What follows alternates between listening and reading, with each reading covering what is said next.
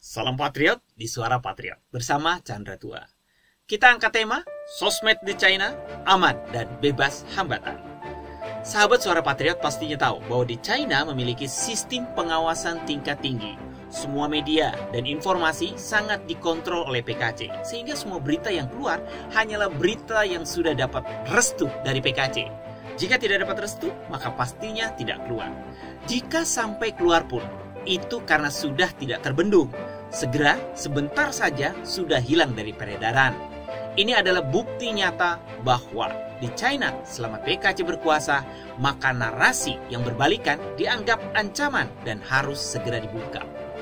Hu Chenfeng, seorang blogger, seorang pembawa acara streaming China, sering membagikan video yang mengungkapkan kemiskinan masyarakat China daratan dengan tujuan tunggal untuk memberikan representasi yang lebih jujur tentang kehidupan mereka di daratan kepada khalayak yang lebih luas. Namun, PKC, Partai Komunis China, tidak menyukai kebenaran yang telanjang ini. Menurut Vision Times, Hu Chenfeng telah memproduksi serangkaian film yang menampilkan apa yang bisa dibeli dengan gaji satu hari di daratan China dan apa yang bisa dibeli dengan 100 yuan atau sekitar 14 US dollar 52 sen.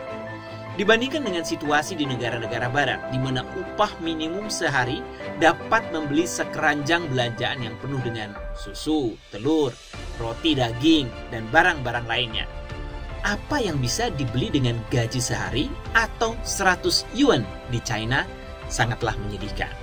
Oleh karena itu, film-film ini secara luas disebarluaskan di internet dan memicu perdebatan aktif di kalangan masyarakat.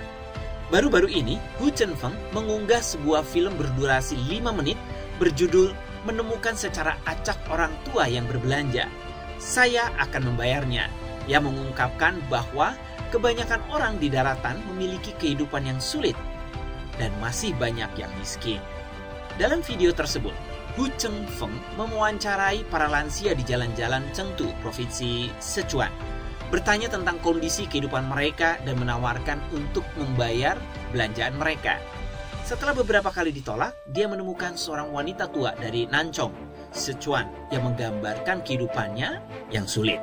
Kondisi di mana suaminya telah meninggal dan dia telah pindah ke Chengdu dengan putranya untuk mencari nafkah.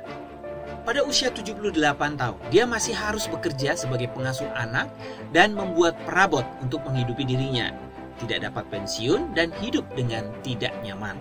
Putranya, meskipun seorang insinyur, baru-baru ini menganggur dan telah kembali tinggal bersamanya sebelum akhir dari tahun baru Imlek. Dia tidak memiliki penghasilan dan belum makan daging untuk waktu yang lama. Kemudian Hu Chenfeng dan orang tua itu pergi ke supermarket dan membantunya membeli tepung beras, daging babi, dan 30 telur dengan total harga 127,88 yuan atau sekitar 18 dolar 57 sen. Wanita lansia itu mengatakan bahwa dia hanya menerima uang pensiun bulanan sebesar 107 yuan atau sekitar 15 dolar dan 54 sen. Perlu disebutkan bahwa Hu Chenfeng menemukan bahwa wanita tua itu tidak memiliki lemari es di rumah dan hanya bisa menyimpan makanan beku ini di dalam lemari es tetangganya. Setelah diunggah ke situs web berbagi video populer Bilibili di China pada tanggal 14 Maret, tidak hanya video Bilibili dilarang, tetapi semua video Hu Chenfeng yang lain menghilang pada sore hari di hari yang sama.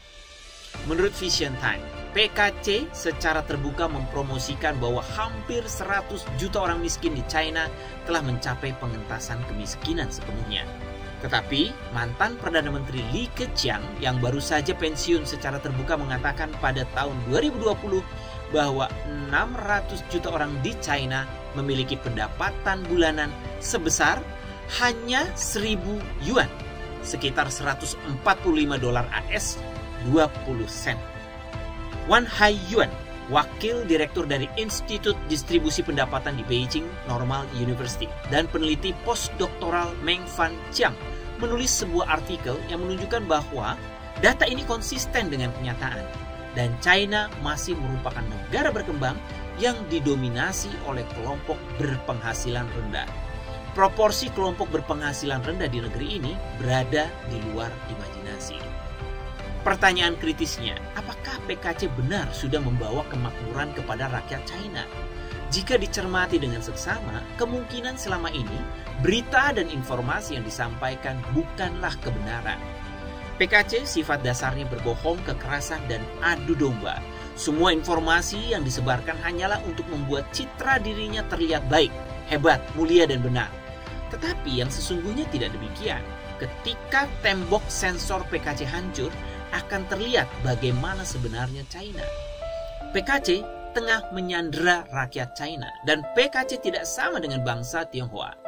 Semoga rakyat China mendapatkan kebebasannya kembali. Saya Chandra Tua, mohon undur diri.